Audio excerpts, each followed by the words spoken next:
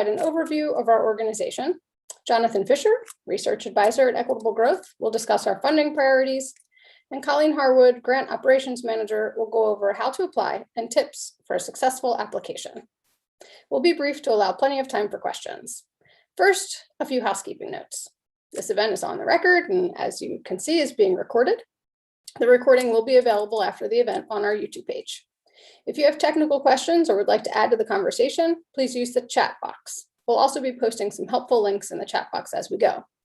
If you have a question for us, the presenters, please utilize the Q&A box. As I noted, we have a lot of registrants, so please do be concise with your questions. And if you would, please give your first and last name as well as the institution when you submit your question.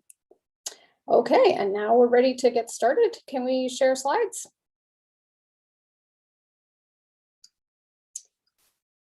Okay, you can advance. So the Washington Center for Equitable Growth is a nonprofit research and grant-making organization dedicated to advancing evidence-based ideas and policies that promote strong, stable, and broad-based economic growth. Next slide. As such, we have a unique funding approach. We describe it as a feedback loop between policy and research.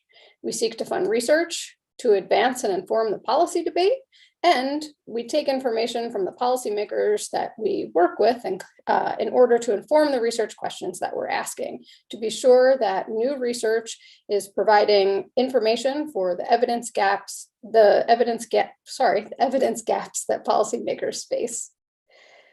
We definitely seek to advance the academic literature, but we do pay particular attention to policy relevance.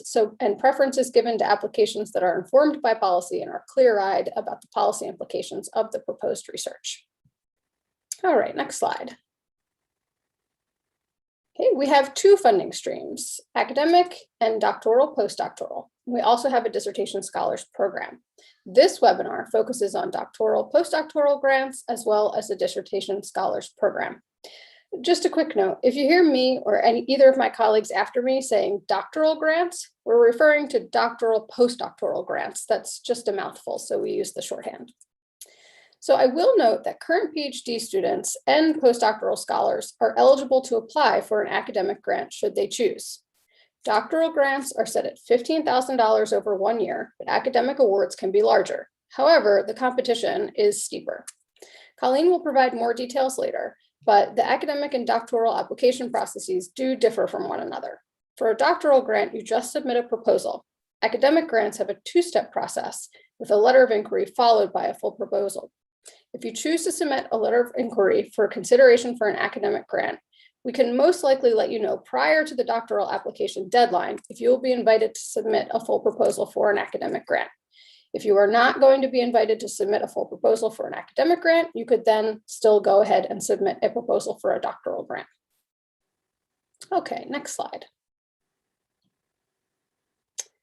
Okay, Equitable Growth has one grant cycle per year. We award about $1 million a year in academic grants, and we award about a dozen doctoral grants. The acceptance rate for doctoral grants is around 10%. The application process and the modest 6-page proposal is designed to make the threshold to apply low. And now I will turn it over to Jonathan to go over our funding priorities. Thanks, Corinne.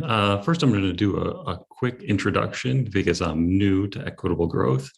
So my name is Jonathan Fisher. I'm an applied microeconomist and a former Equitable Growth grantee. I've been at Equitable Growth for a little over 2 months now, and my role is as the research advisor. Part of my responsibilities are to help Equitable Growth to continue to expand its network of researchers and guide it in its grant making.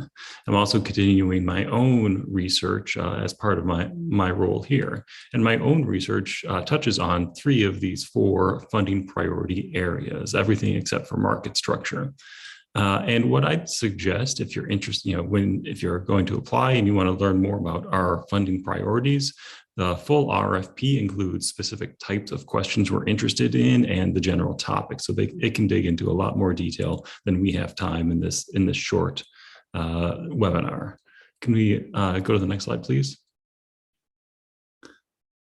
And the thing I want to touch on here is that we are interested in many types of evidence across a variety of methodologies and cutting across academic disciplines. We have historically primarily funded economists, but it is far from all economists. We've in the past we've funded sociologists, those in social work, political science, law, education, and public policy.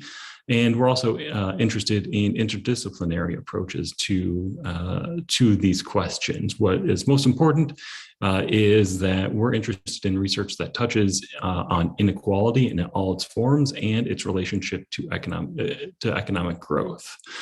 So it can use a variety of methodological approaches, quantitative or qualitative, and again, be multidisciplinary or be in disciplines other than economics. Then the next slide, please. Then the last thing I want to mention is,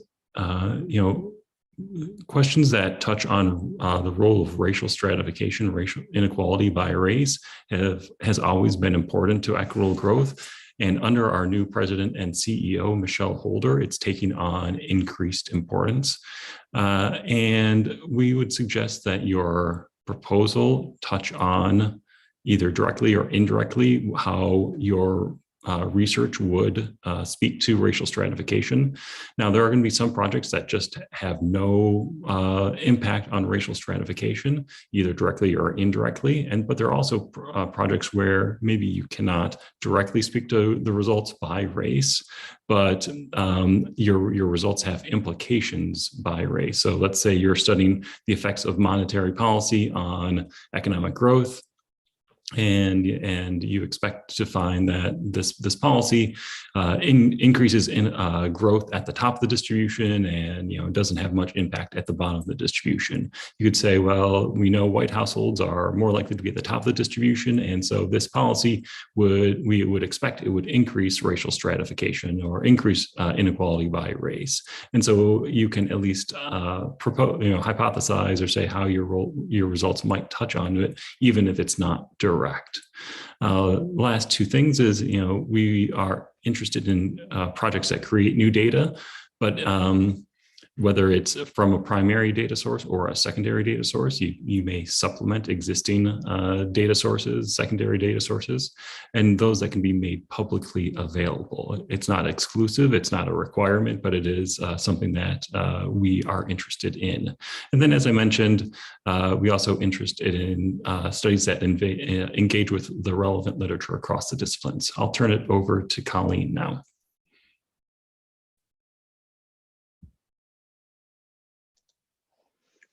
Hello, I'm Colleen Harwood, Grant Operations Manager.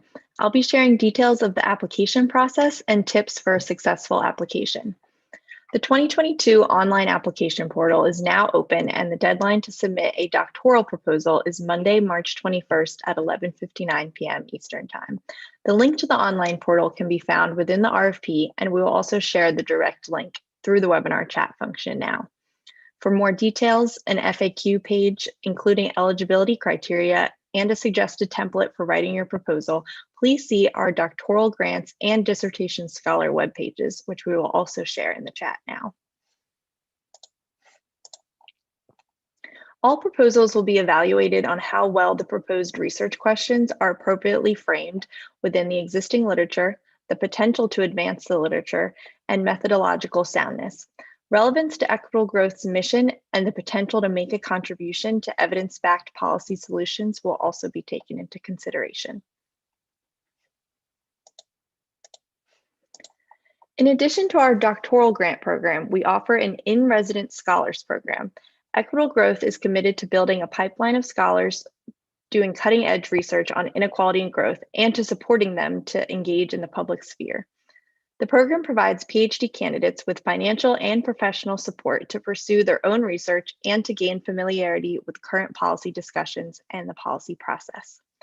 The position is open to pre-dissertation scholars who are currently enrolled in a PhD program at a U.S. university and whose research aligns with Equitable Growth's funding priorities. Applications for the Dissertation Scholars Program are due Wednesday, January 26th at 11:59 p.m. Eastern Time. Finalists will be invited to a virtual site visit to give a presentation and meet with staff from our policy, communications, external and government affairs, and academic programs teams. Dissertation scholar applicants who are not selected for the program are automatically considered for a doctoral grant. In addition to the 6-page proposal, scholar applicants will submit a statement of purpose, which will be evaluated on the clarity of motivation of overall research agenda, how proposed research fits within the overall research agenda, and the relationship of your research agenda to Equitable Growth's mission, as well as current policy debates. Your statement of purpose should also include specific and concrete goals on how spending your time with Equitable Growth would further your career and your research. As you prepare to submit your application, take the time to read through each section of the request for proposals, as well as the web pages shared earlier.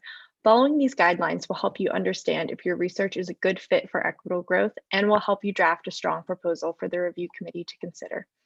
You must be concise while providing sufficient information for reviewers to evaluate the rigor and the appropriateness of the research design.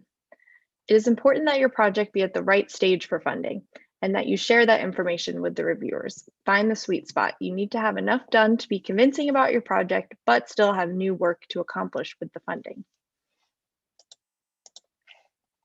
When writing any funding request proposal, it is important to structure your writing in a way where the reviewer can quickly understand your goals and your plan to accomplish your goals. We have shared a suggested template that you can download and use to draft your proposal. Using the evaluation criteria as headers to organize your proposal will help you stick to the page limit while ensuring that you provide reviewers with all the information they need to assess your proposal. A common mistake in unsuccessful proposals is lack of consistency when talking about your research question or research design. Be sure to proofread prior to submitting to prevent that mistake. The last tip I have for you before we turn to the Q&A is to be clear about your data sources and status of data access. It is not a requirement to have access to the data your project needs at the time of submission, but it will help us understand and assess your proposal if you state what types of data you will use and how you plan to access that data. This concludes the presentation portion of the webinar, and now we will move on to the Q&A. Thank you for submitting questions to the Q&A box, and if we do not get to your specific question today, please email us at grants@equitablegrowth.org. Give me one moment while I move over to the question and answer box. The first question we have is, what exactly does pre-dissertation requirement mean for the Dissertation Scholar Grant? Where exactly in the program are you expected to be? Corinne, can you take this one? Sure. I'm realizing that we should probably change that language. That's a good question. I think we really should be saying pre-doctoral, right? So typically, in our experience, being in the last year, the second to last year is the best time. So you're at a point where hopefully if we all go back to the office someday, that you can be away from your home institution and away from your advisors. So you're at a point when I'm sure you're communicating with them regularly, but you're essentially pursuing the completion of your dissertation or your job market paper on your own. Also, if you have work that's a little bit further along, then you are better positioned to learn and engage a bit about the policymaking process and how to make your academic research relevant for a policy audience. So essentially, probably in the last 2 years of your PhD program.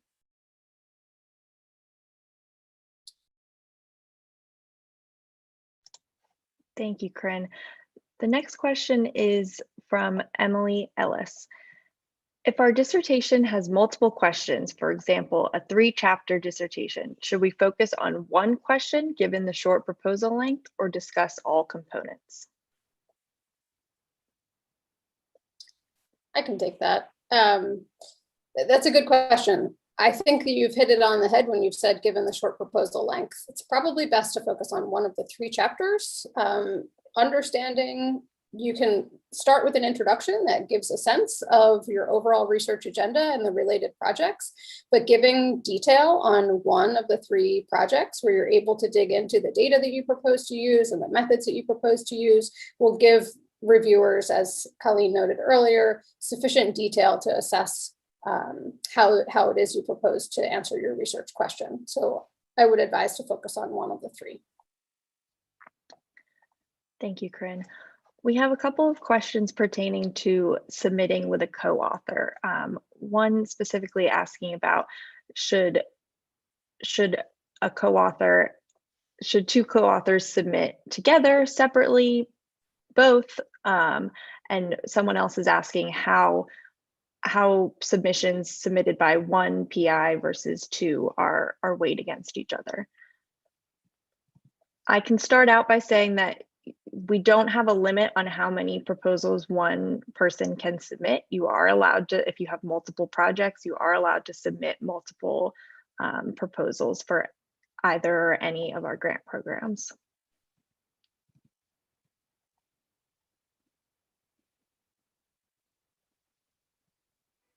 I think that answers the question.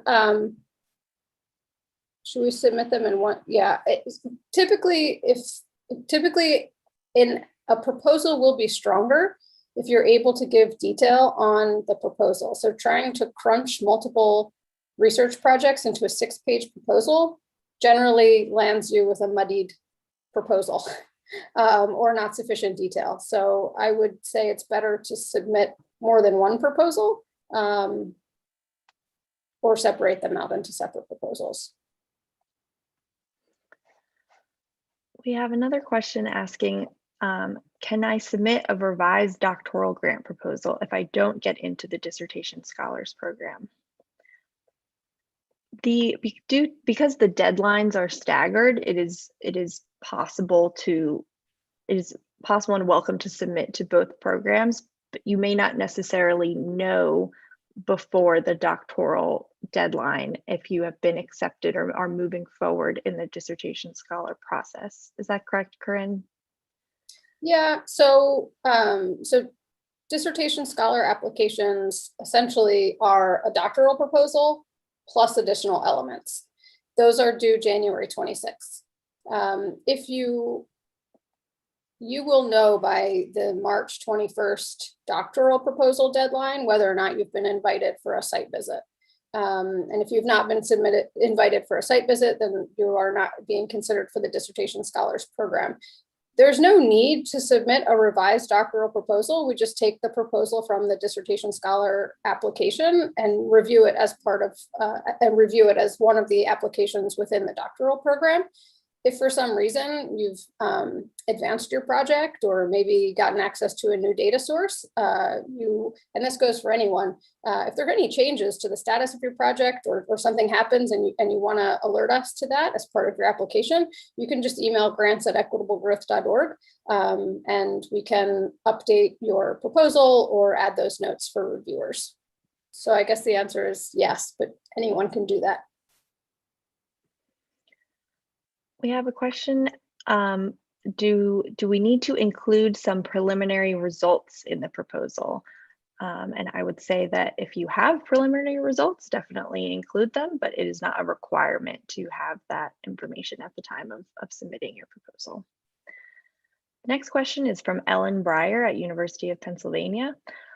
With being away from home institutions under the pre-doc fellowship, could you talk more about what the involvement with Equitable Growth during the funding period looks like? Corinne, can you talk more? I think she's asking about what benefits our dissertation scholars receive from being in-house with us. Right, so I will say that this year and last year, the Dissertation Scholar program was operating virtually. We have no idea what sort of environment we'll be in next year. But I can say that even pre-pandemic, the Dissertation Scholars program is set up to be flexible and to allow for visits to home institutions. So we've had people spend one academic semester with Equitable Growth and one academic semester at their home institution. The support includes reimbursement for travel to and from your home institution. So I think 3 times per academic semester over the course of an academic year. So 6 times total to support you in going back to your home institution as needed.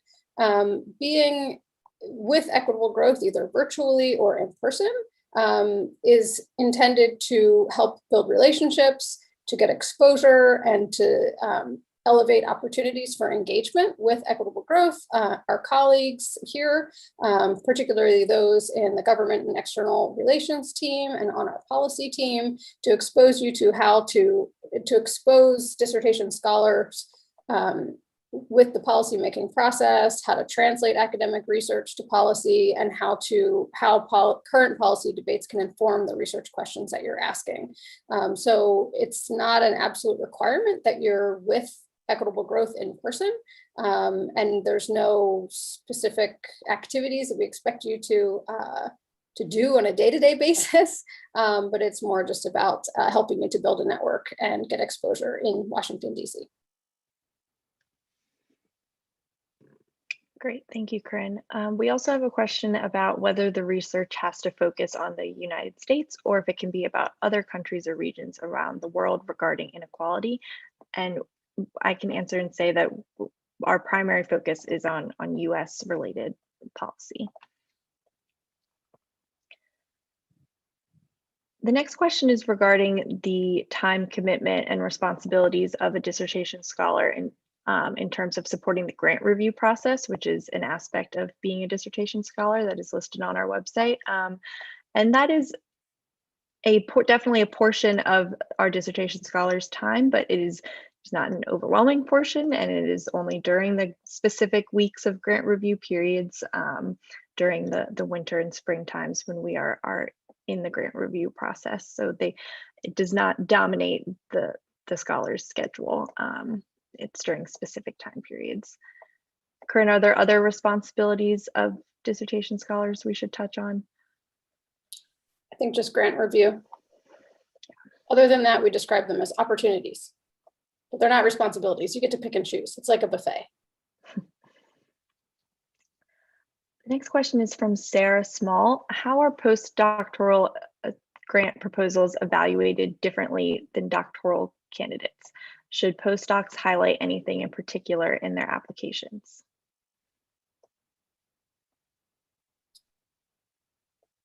Do you want me to take that, Colleen? Sure, yes, sorry, I was thinking. That's okay. So all applications within the doctoral, postdoctoral applicant pool are evaluated in the same way. And so we don't evaluate applications differently from postdocs. As a postdoc, you can choose, anyone can choose, but postdocs could think carefully about potentially applying for an academic grant since the award amount is higher. But again, that's who you're competing against. So we do fund postdocs through doctoral grants. Frequently have strong proposals because they're further along. So I guess you have an advantage there, but we assess them on the same criteria. We have a question from Andreas Leitenberger asking if doctoral grants are open to 1 or 2 authors only, or if a research group of grad students would be eligible. I would say off the top of my head, the majority of our doctoral grants go to individuals, but we have had duos be awarded doctoral grants, and there is nothing preventing a larger group of being awarded a doctoral grant. The next question is who reviews the applications and if they should be writing for a general audience or for someone in the field.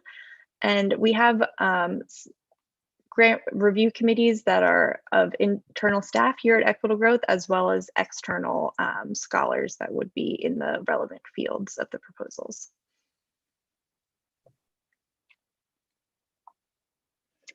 Next question is from Carter Bryson. Obtaining access to confidential microdata can take a long time. Must you have already started this process to submit an application that proposes to use confidential microdata? It is not required that you have your data access squared away upon submitting your application. It would just be helpful to let us know where you are in your planning and let us know of the timeline. Next question is how many people are funded for the Dissertation Scholars Program and the doctoral grants? We have slots for 2 dissertation scholars per year, and for the doctoral grants, we typically have 12 doctoral grantees each year. The next question is from Kevin Roberts of Duke. If it's not possible to present preliminary results due to data access and/or disclosure limitations, what sort of progress is the selection committee looking to see? Corinne, can you speak to this? I think I might ask Jonathan to answer that one.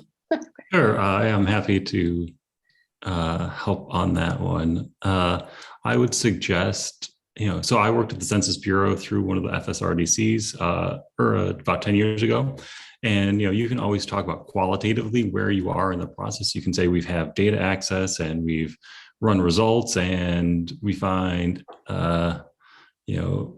generally that X increases Y. You can generally talk about those in kind of qualitative ways, even if you don't have results released. And so you can just kind of talk about it in general ways to tell us where you are in the process. So I think it's kind of giving that a sense of where you are in the process, even if you don't have any results you can share yet. Thank you, Jonathan. 2 quick questions I'll address is that yes, the recording will be available. If you joined late, you'll be able to watch later on. And yes, it is acceptable to use 100% of the funding for doctoral grants as stipend support. And we have more details about what the funding can support on our website. The next question is, if you are a doctoral student who is in their last year and you submit an application that is funded, but then you transition into a faculty position, would you be required to forfeit the funding support? And no, you would not. It would be fine. Yeah, I will just add that we can handle that 2 ways. If the award is able to be administered as an individual grant, meaning just directly to you, as in like stipend support, you can do that. We can also administer it to the institution that you'll be joining. So the timing is such that you will know probably before you begin. There was also a question earlier about, can an applicant apply for a pre-doctoral award and in subsequent year apply for the scholars program? Yes. And those who receive doctoral grants can then go on to apply for academic grants as well.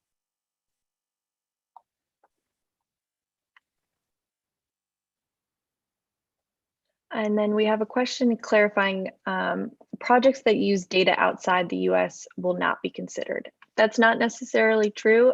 We've definitely funded research where the data is taking place outside of the US, but then the PI is typically looking through a US policy lens to apply of how that would impact the US. I'll try to give an example, Colleen. So let's say you wanted to understand how the provision of free childcare affected labor force participation of families, and you have great data from Denmark. It can speak to the U.S. debate on these issues, and so that would be something would be relevant.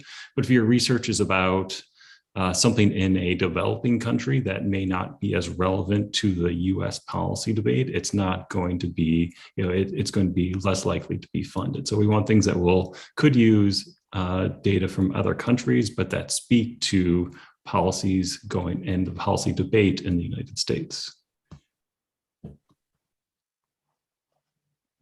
Thank you, Jonathan. And we have time for one last question. If a project straddles multiple of the 4 channels of growth, should this be highlighted, or is it better to just choose and emphasize one of the 4 channels? It's fine to choose a funding channel in your application. I wouldn't worry too much about it. We are reviewing all of the applications together, regardless of the funding stream specifically. But if you'd like to talk to us about where your project fits in better, you can reach out to us. And I believe that's all of our time, so I'll pass it to Corinne to close this out. Sure. Thanks, everybody. We got lots of great questions. I hope that, I know this was 30 minutes flew by. Feel free to email grants@equitablegrowth.org with questions. And also on our RFP webpage, you can find a form to fill out if you're interested in talking with Colleen, myself, Jonathan, or any of our other staff members about your project and specific questions you have about your project. You can fill out that form to request office hours, and we'll schedule a meeting with you and appropriate staff. We just dropped the link to that form in the chat as well. So we're here to support you and answer your questions. So feel free, if we didn't get to your question, or if you have something more specific to your situation you'd like to ask about, to either email or fill out the form. Thanks for your interest, and we hope to review some of your applications soon.